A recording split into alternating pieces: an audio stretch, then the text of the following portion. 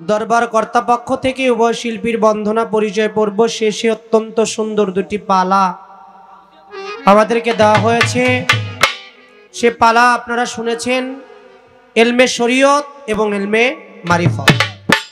বাংলাদেশের সুনামধন্য গায়িকা জুলিয়া বেগম, তাকে দেওয়া হয়েছে এলমে মারিফতের ভাগে।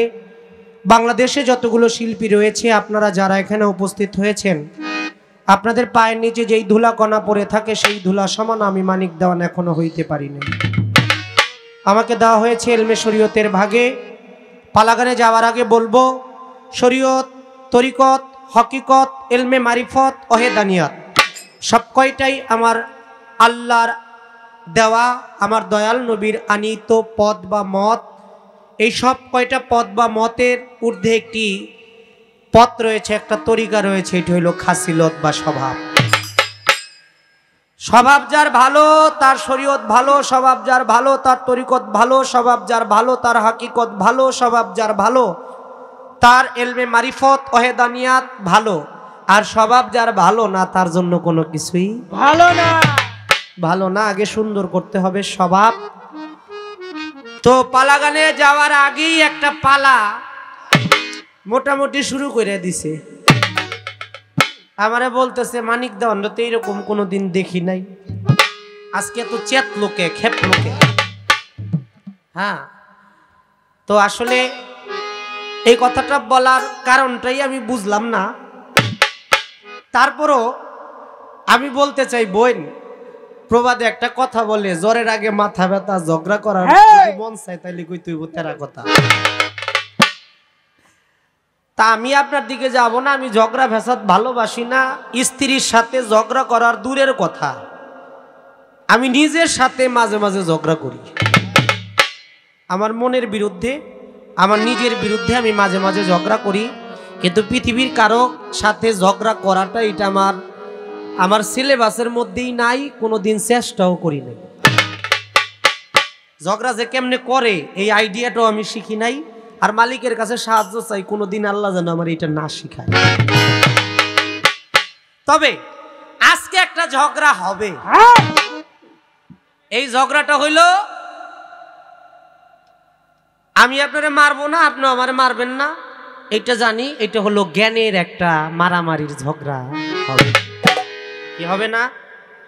পালা দিয়েছে এলমে শরীয়ত, এলমে মারিফত। শরীয়তের পক্ষ থেকে আমি একটি গান আগে আপনাদের মাঝে রাখবো। আলোচনা বেশি করার জন্য নিষেধ আছে, তাই যতটুকু না বললেই নয় ততটুকু সারসংক্ষেপ কথাবার্তা বলে আমি আমার পালাটা রাখবো। পালা গানে যাওয়ার আগে বলতে চাই, আমরা বাউল শিল্পীরা সারা বাংলাদেশ ভরে প্রায় 52 প্রকারের পালা গান করে থাকি। তার মধ্যে এই যে শরীয়ত মারফত, গুরু শিষ্য, জীব পরম, নারী পুরুষ, হাসর কিয়ামত, আদি আদম, বিশ্ব নবী, নূর কার, নারী পুরুষ, আদম শয়তান, জীব পরম, এরকম অসংখ্য পালা আমরা করে থাকি। আমি মানিক দেওয়ান ব্যক্তিগত মত থেকে মনে করি, আমরা যারা এখানে আসছি আমাদের প্রত্যেকের জীবনী দুইটা পালা হলো শ্রেষ্ঠ পালা। একটা পালা হলো এই মানুষের পৃথিবীতে আসার পালা, আর একটা পালা হলো এই মানুষের পৃথিবী থেকে চলে যাবার পালা। আমার মনে হয় মাঝখানে অল্প একটু সময়, এই অল্প সময়টুকুর মধ্য দিয়ে মানব মুক্তির একটা ব্যবস্থা আমাদের করে যেতে হয়। পরকালের কিছু পাথেয়, পরকালের কিছু সঞ্চয়, কিছু আমল আমাদের করে যেতে হয়। এখন যারা এইটা ভালোবাসে না, পরকালের জন্য কিছু কামাই করতে রাজি না, তাদের সাথে কোনো কথা আমার নাই। একটি গান আপনাদের মাঝে রাখবো পালা মোতাবেক, তারপরে আরেকটি গানের মাধ্যমে আমি বসে পড়বো ছোট্ট একটি প্রশ্ন করে। ধন্যবাদ। গানের কথাগুলো বোঝা যায়। আমি আগেই বলেছি বাবা, এক দেশের গালি এক দেশের বুলি, এটা সমান কথা।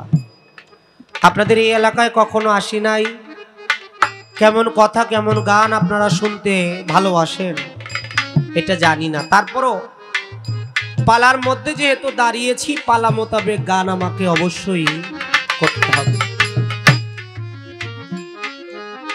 গানের মধ্যে বললেন, সূরা আর রহমানে আল্লাহ বললেন, ও আমার বান্দারা। এখানে আল্লাহর বান্দা কারা কারা আছি একটু হাত দেখাই তো বাবারা। সবাই আমরা আল্লাহর বান্দা। বান্দা শব্দের অর্থ কি? আল্লাহ মানুষের জবান খুলে দাও, জানি না আমরা। বান্দা শব্দের অর্থ হইল গোলাম। আমরা কার গোলাম? আল্লাহর গোলাম। এখন গোলামের কর্তব্য হলো মনিবের হুকুম পালন করা, নাকি? আমি যদি গোলাম হয়ে মনিবের হুকুম পালন না করি, মনিব আমার প্রতি কখনো খুশি থাকবে না। আল্লাহ বললেন, ও আমার বান্দারা, তুমি আমি আল্লাহর কোন কোন নিয়ামতকে অস্বীকার করতে পারো? পৃথিবীর কোন নিয়ামত আল্লাহর অস্বীকার করা যাবে? আল্লাহর কোন নিয়ামতকে অস্বীকার করা যাবে না।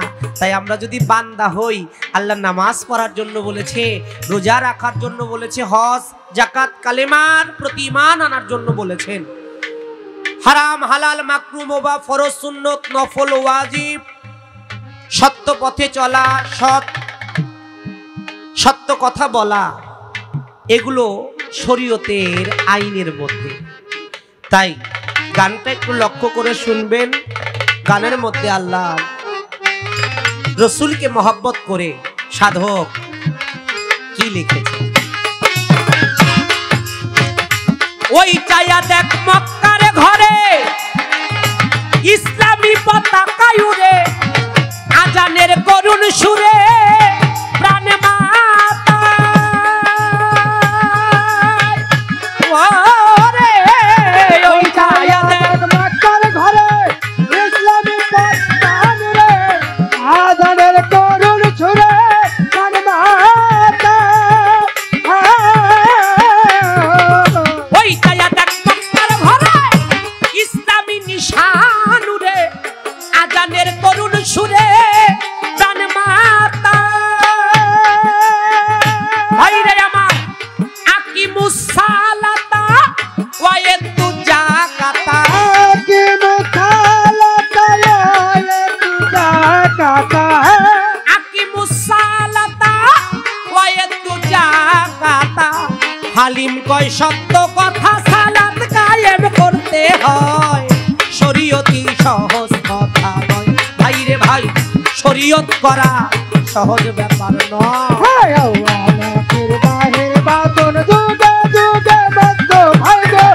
উদয় হইল মাত্র ভাই, শরীয়তি সহজ কথা নয় রে ভাই, শরীয়তি সহজ কথা নয়।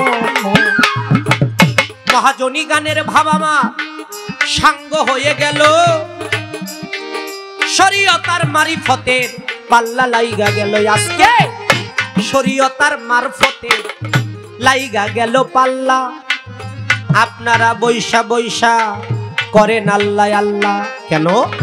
জিকির করলে কাল পরিষ্কার হয়, নবীর হাদিসেরও বাণী। তাই আল্লাহর রাখে জিকির করবেন, এই কথাটা জানি। এই পৃথিবী সৃষ্টির আগে আমার আল্লাহ গঞ্জ মুখী পুশিদার মধ্যে একা একেশ্বর আমার আল্লাহ গোপনে ছিল। আমার আল্লাহ প্রকাশ হওয়ার এরাধা করিল। অন্ধকার ধন্ধকার কুহুকার নৈরাকার আকার সাকার দীপ্তকার আমার আল্লাহ গোপন রয়ে প্রকাশিল। আমার আল্লাহ শুনেন সব জনায়। আমার আল্লাহ এই পৃথিবী সৃষ্টি করলো, আপনাদের জানাই। পৃথিবী সৃষ্টি করার আগে পৃথিবীর প্রচলিত, পৃথিবীটা কেমনে চলবে, কিভাবে চালাবে, আমার আল্লাহ সেটা মনে মনে ভাবলেন। একটা রাষ্ট্র তৈরি হতে গেলে সেই রাষ্ট্রের একটা সংবিধান লাগে, একটা আইন লাগে। আমাদের বাংলাদেশের আইন আছে না? আপনাদের এলাকারও একটা আইন আছে। তেমনি ভাবে আল্লাহ যখন পৃথিবী সৃষ্টি করবে, ওই সৃষ্টি লগ্ন থেকে পৃথিবীটা কিভাবে পরিচালিত হবে, কিভাবে আল্লাহ স্তরে স্তরে স্তরে স্তরে সাজায় রাখবে, আমার আল্লাহ সেখানে পরিকল্পনা করলেন। আর একটা রাষ্ট্র তৈরি হতে গেলে যেমন একটা সংবিধান, আর এই সংবিধানটাই হলো শরীয়ত, তেমনি আল্লাহ পৃথিবী সৃষ্টি করবে, ওই সৃষ্টির সূচনায় যাহা কিছু ভেবেছিল উহা সম্পূর্ণই শরীয়ত। তাই প্রথমবারে আলোচনা বেশি করব না, এইবার আমি প্রশ্ন করব, শুনবেন দর্জনা।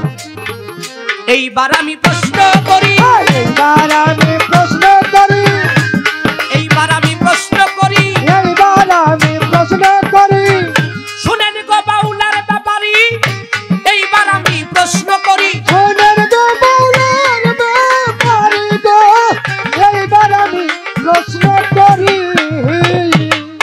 মারিফত মারিফত এইটাই আমরা শুনিবারে পাই,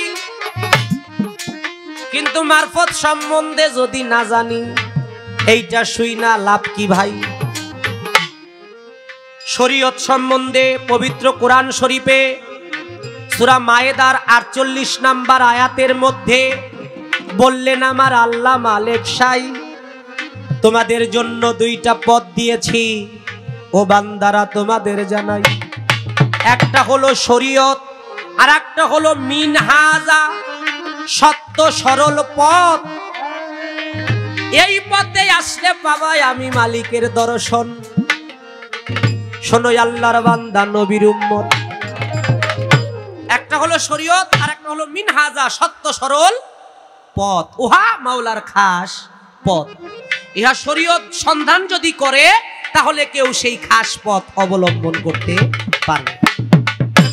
আপনার কাছে জানতে চাই, আপনি একটু জবাব দিবেন। পবিত্র কোরআন শরীফে 114টা সূরা, 6666টা আয়াত। এই 114 সূরার মধ্যে এই যে আপনাকে কমিটি মারফত পালা দিল, কি বলছে? জুলিয়া বেগম গাইবে মারফত নাকি? মারফতের ফকির জুলিয়া বেগম। তাহলে এই যে ফকির সম্বন্ধে পবিত্র কোরআন শরীফে এই মারফত শব্দটা কোথাও আছে কিনা? কথাটা কি বুঝাইতে পারলাম বাবারা? মারফত শব্দ আছে কিনা, যদি থেকে থাকে কি রূপে শব্দটা আছে, কি বলেছে মারফত সম্বন্ধে, এবং ওই মারফতটা কোন শ্রেণীর ব্যক্তিরা প্রাপ্তি হইতে পারে। এই যে আমার দালবা খেতাশা, তিনি আল্লাহর একজন ওলি, এতে কোনো সন্দেহ আছে? তিনি আল্লাহর একজন ওলি। আমার শরীয়তের মধ্যে বায়াত হওয়ার বিধান আছে। আমার শরীয়তের মধ্যে আমরা যারা সুন্নি আলেম, আলিয়া পন্থী, হুসাইনি পন্থী আমরা যারা আছি, আমরা অবশ্যই অবশ্যই হক্কানি পীর মুর্শিদের কাছে বায়াতের ব্যবস্থায় আমরা যাই। ইহা শরীয়ত সম্মত, এবং আল্লাহ বলেছে তোমরা নায়েবে রাসূল আলেমদের কাছে বায়াত গ্রহণ করো। ইহা শরীয়তের মধ্যে। এখন আপনার কাছে জানতে চাই, আপনার মারফতের বিধি বিধানটা কি, এবং এই মারফত সম্বন্ধে কোরআন শরীফে কোথাও বলেছেন কিনা?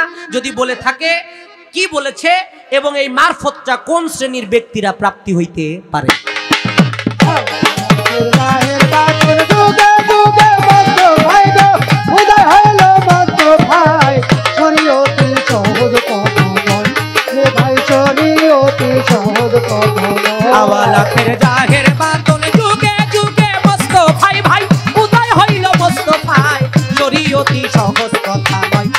ভাই শরীয়ত করা সহজ ব্যাপার নয়।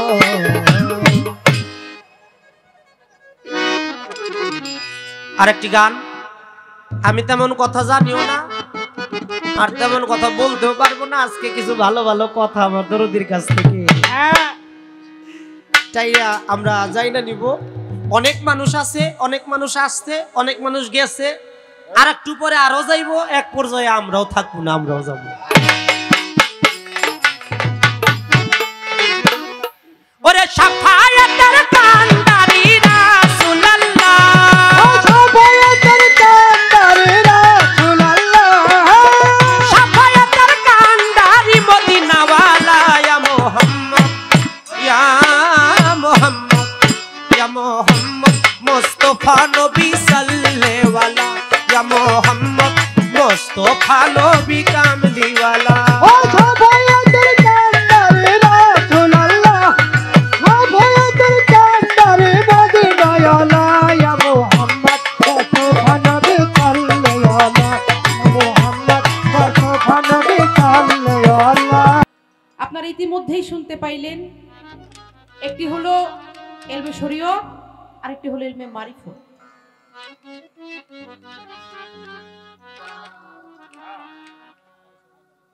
তো শরীয়তের ভূমিকায় বাংলাদেশের সুনামধন্য গায়ক জনাব মানিক দেওয়ান সাহেব গান এবং কিছু কথা রাখলেন। এবার আমাকে দেওয়া হয়েছে মারিফতের পালা, অনেক কঠিন একটি পালা। আমার এই মারিফতের পালাটা এমনই একটা পালা, যেমন আজকে আমরা এসেছি দয়াল বাবা খেতা শাহ, এরকম আছে আমার ল্যাংটা বাবা, আছে কেল্লা শাহ, আছে গনি শাহ। এদের যে গুণগান, এদের যে জগৎটা, আধ্যাত্মিক যে সাধনার বিষয়গুলা, মারফত অর্থ হলো গোপন, গোপনেরও গোপন। এই যে গোপন যে বিষয়গুলা আমার আল্লাহ পাক 90,000 কালামের মধ্যে তার 30,000 হলো জাহিরি আর 60,000 হলো বাতুনি, অর্থাৎ গোপন। এই যে গোপন কালামগুলো, গোপন যে বিষয়গুলো, এটা হলো আমার মারফতের পক্ষ। তো এই বিষয়টা অনেক কঠিন বিষয়, অনেকেই মারফত পালাটা হয়তো বুঝে, আবার অনেকের বুঝতে কষ্ট হয়। শরীয়ত এটা হলো দেখা যায় প্রকাশ। এই যে আমাদেরকে দেখতেছেন আপনারা, এই যে এত সুন্দর অনুষ্ঠান, এটা হলো প্রকাশ। কি দেখা যায় না? দেখা যায়। এটা কিন্তু শরীয়ত। যাহা দেখা যায়, ধরা যায়, ছোঁয়া যায়, এটা হলো শরীয়ত। আর যেটা দেখা যায় না, যেমন বাতাস, আপনারা কি কখনো বাতাস দেখছেন? কি কথা বলেন না কেন? দেখেন নাই, তাই না? বাতাস কিন্তু দেখানো যায় না, এটা অনুভব করা যায়। আমার গায়ে বাতাস লাগছে, এটা আমি অনুভব করতে পারবো, কিন্তু আরেকজনকে দেখাইতে পারবো না। তদ্রূপ আমার মারফতটা ওইরকম, মারফতটা দেখা যায় কিন্তু দেখানো যায় না। যাই হোক, শরীয়ত, মারিফত, হাকিকত, তরিকত, এই চারটাই আমার আল্লাহ রাসূলের পথ, কেউ কাউকে ছাড়া না। আমার আল্লাহ তাআলা এটা বলেনি যে শরীয়ত করবে সে মারফত করতে পারবে না, যে মারফত করবে সে শরীয়ত করতে পারবে না। চারটা তরিকায় আমার রাসূল পাক পালন করেছে। আজকে আমি আমার প্রতিপক্ষ বন্ধুকে বলবো, অনেকেই পালা নিলে দেখা যায় শরীয়ত আলা মারফত আলারে বকে, হ্যাঁ, আবার মারফত আলা শরীয়ত আলারে বকে। এই বকাবকির মধ্যে কিছু নাই। আর আমার প্রতিপক্ষ বন্ধু আসলে ওইরকম শিল্পী না। হ্যাঁ, আমরা এমন কিছু বলবো যেটা মানুষের কল্যাণে আসে। দু একটি কথা যাই বলি, এমনিতেই আমাদের দরবারের পক্ষ থেকে বলেছে যে কথা বেশি বলা যাবে না, বেশি কথা আপনারা বলবেন না, আজকে কথা কম হবে, গান বেশি হবে। তাই দু একটি কথা যতক্ষণ আসি আমরা বলবো, যেন আমরা ওরকম ভালো কিছু বলি যেটা আমরা কালকে চলে গেলে মানুষ যেন বলে না সারা রাত্র গান শুনে অন্তত একটা কথা তো পাইছি যেটা জীবনে আমাদের কল্যাণে আসে, কাজে আসে। তো যাই হোক, আমি আমার পালা থেকে সর্বপ্রথম আমার মারফতের ভূমিকায় থেকে একটি গান করি, তারপরে বাকি আলোচনায় যাব।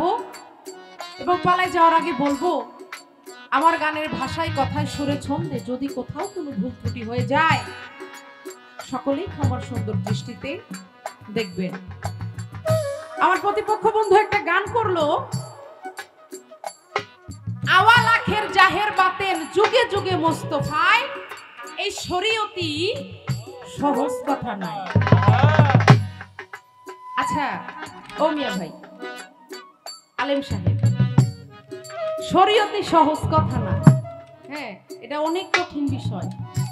সহজ কথা না, এত কঠিন বিষয় আপনি করেন কেমনে? হ্যাঁ, আমি তো সারা জীবন জানতাম যে সত্য, সরল, সহজ পথ হলো শরীয়ত। আজকে আপনার কাছে শুনলাম এটা নাকি অনেক কঠিন, এটা সহজ না, অনেক কঠিন ব্যাপার। না, আপনি একটু বললেন তো যে কঠিন ব্যাপার, এই কঠিন ব্যাপার আপনি যে করেন এটার বিষয়টা কি? আমি তো সারা জীবন শুনছি সহজ সরল, আজকে আপনি কঠিন কইলেন কেন? কঠিন কেমন হইলে এটা আমাকে বুঝাই। পয়েন্ট, এটা কোনো প্রশ্ন না। হ্যাঁ, তো তার গানের পাশাপাশি আমি এবার একটি ছোট করে গান রাখি। যদিও দেখতেছি এখানে কি বলবো, না না বললাম থাক, এখানে আমার মিউজিক চলতেছে, কিছু বলার দরকার নাই। তো এখানে যারাই আছেন দাদা ভাই এবং বাবারা, সকলের কাছে অনুরোধ করব, যেহেতু দরবার থেকে পালাটা আমাদেরকে দিয়েছে, আমার প্রতিপক্ষ বন্ধু সে দাঁড়ায় অলরেডি গায়ে ফেলছে, আমি যদি তার পাশাপাশি একটা পালা গান না রাখি তাহলে জিনিসটা অসুন্দর হয়ে যায়।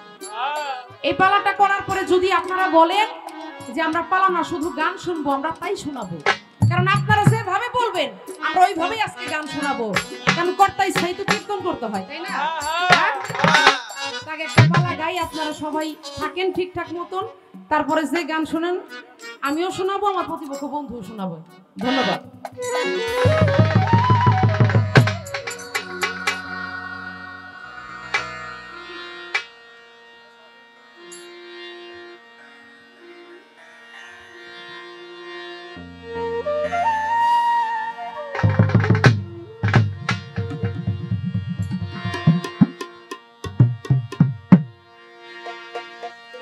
ওরে মারফত হইল ভেদের গোড়া, মারফত হইল ভেদের গোড়া, খোদার পরিচয় খোদায়াল মারিফতে রয়, খোদায়াল মারিফতে রয়।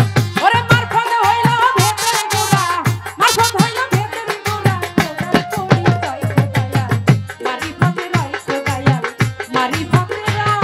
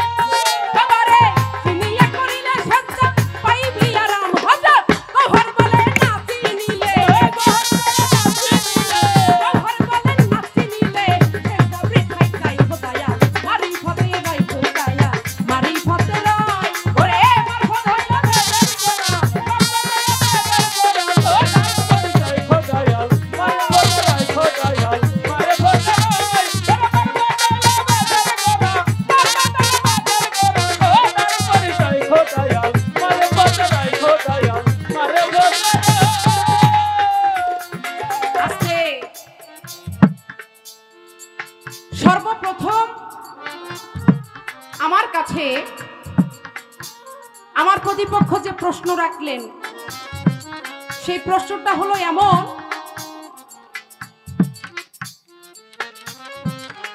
যে আমার শরীয়ত, এটার তো প্রমাণ আছে কোরআন শরীফে, কিন্তু আপনি যে মারফতটা করেন এই মারফতের প্রমাণ কি পবিত্র কোরআন শরীফের মধ্যে আছে? হ্যাঁ, আপনি বলেন কি ছোট রে মানিক দেওয়ান সাহেব, কোন কি আপনি কি কয় কোন তো? মারফতের যদি প্রমাণ না থাকে এই মারফত মাসে করতো নি? হ্যাঁ, মারফতের যদি প্রমাণ না থাকতো, এটা ভিত্তিটাই না থাকতো, কোন মানুষ কি মারফত করতো? মারফতের পীর ফকির ওলি আল্লাহ থাকতো নাকি? হ্যাঁ, কি কোন আপনি? অবশ্যই আছে। আমার মারফতের প্রমাণ অবশ্যই পবিত্র কোরআন শরীফের মধ্যে আছে। কোথায় আছে? সূরা ইখলাসের মধ্যে তার প্রমাণ আছে। কিভাবে? কুল হুয়াল্লাহু আহাদ। কি আপনারা পড়ছেন না বাবারা? পড়ছেন না? এই যে কুল, এটার অর্থ কি? কুল, হে রাসূল, এর অর্থটা হলো হে রাসূল। কিন্তু আপনারা বলতে পারেন এটা কিভাবে হইলো? দিয়ে গেছে, এটা কিন্তু গোপন, এটা কিন্তু জাহের করে নাই। হে রাসূল যে কথাটা বলেছে এটা কিন্তু জাহের করে নাই। এই যে কুল হে রাসূল, এই হে রাসূলটা কিন্তু লেখা নাই, এটা একটা ইশারা দিয়ে গেছে। এটাই এখানে হলো আমার মারফতের পরিচয়টা। আমার মারফতটা কিন্তু আধ্যাত্মিক একটা ইশারা।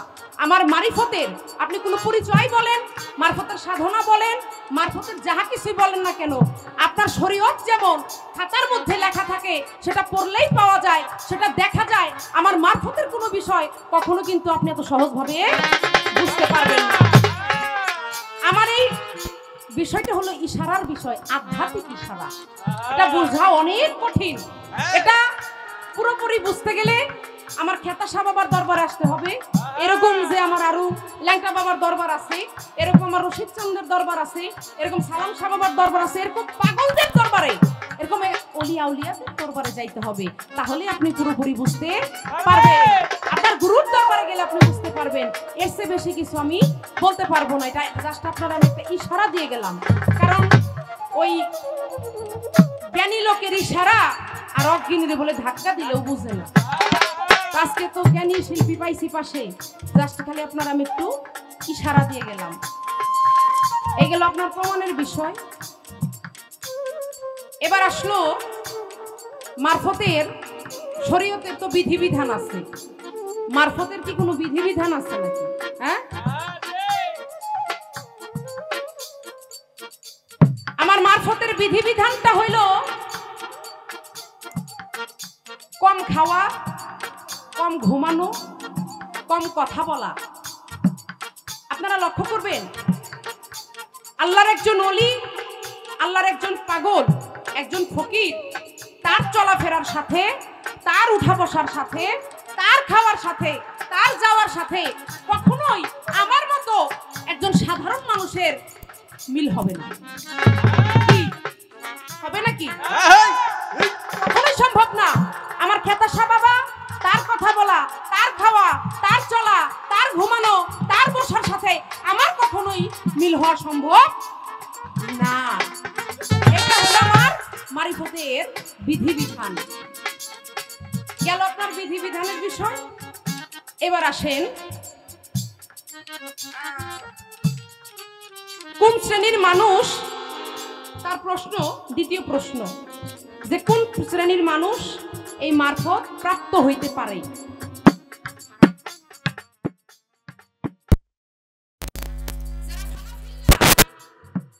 বাঁকা বিল্লাই গমন করেছে তারাই একমাত্র আমার মারফতের সাধক, মারফতের ফকির, তারাই একমাত্র মারফত প্রাপ্ত হইতে পারে। তাছাড়া সাধনা ছাড়া, খানাফিল্লায়, বাঁকা বিল্লায় সাধনা ছাড়া, পৌঁছানো ছাড়া কখনো সে মারফত প্রাপ্ত হইতে পারবে না। এই হলো আপনার কথা, খুব সংক্ষিপ্ত আকারে জবাব করার চেষ্টা করলাম।